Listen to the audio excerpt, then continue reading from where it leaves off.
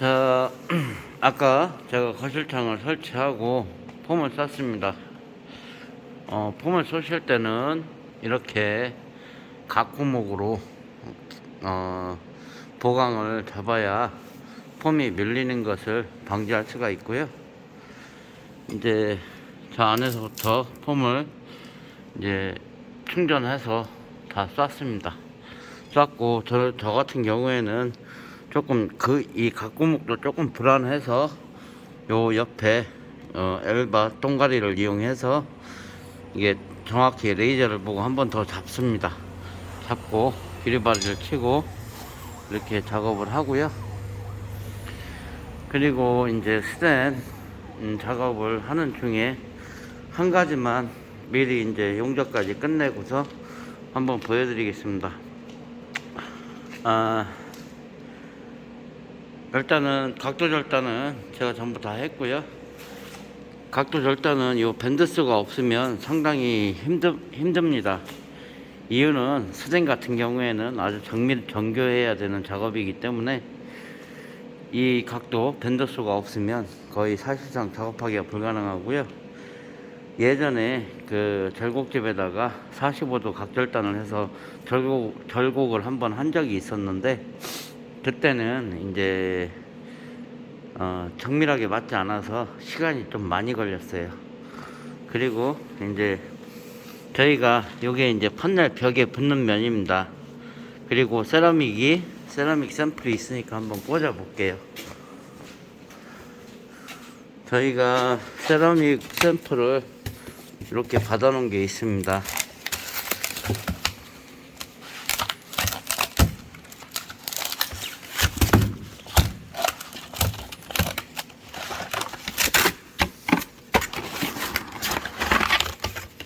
요 세라믹 사이딩이 16T예요. 16T인데 문제는 5mm가 더 튀어나옵니다. 고정 클립이 5mm예요. 그래서 이렇게 여기가 판넬 벽에 붙으면 이렇게 이제 마감이 떨어지는 것입니다.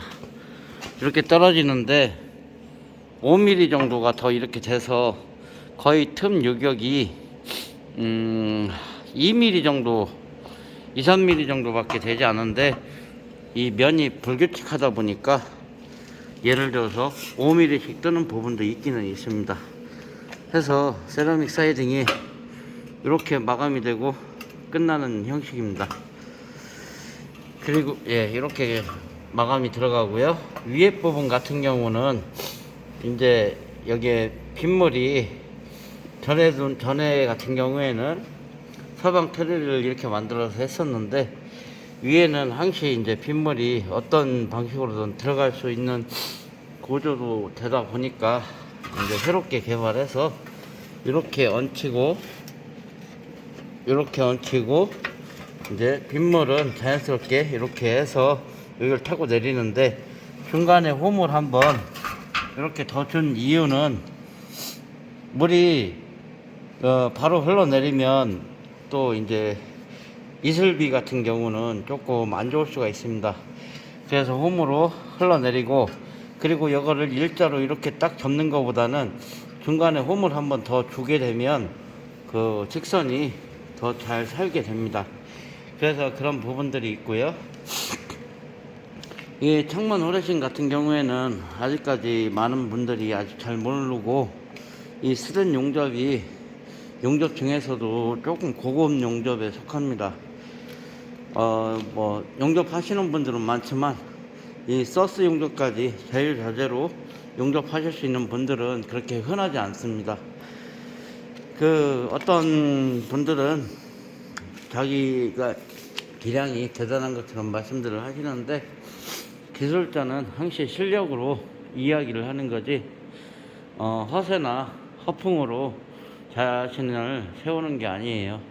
기술자는 오로지 자신의 실력으로 자신을 세우는 거고, 그리고 상급 기술자가 하급 기술자한테 가르침을 받을 수는 없는 거예요. 간혹 보면 현장에서 그런 경우들을 많이 겪는데,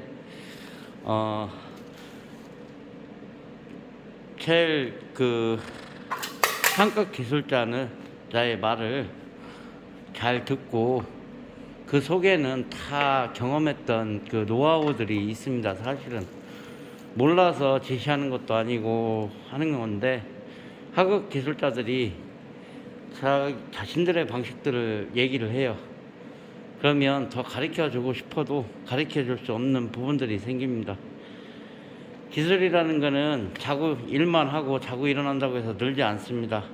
항시 고민하고 연구하고 잘 하고자 하는 의지가 있어야 느는 것이지, 뭐 일하다 보면 늘고 뭐 익숙해지고, 요거는 한계가 있어요. 그렇게 해서 잘하는 부분, 어느 정도 경지까지 올라가는 부분은 한계가 있고요.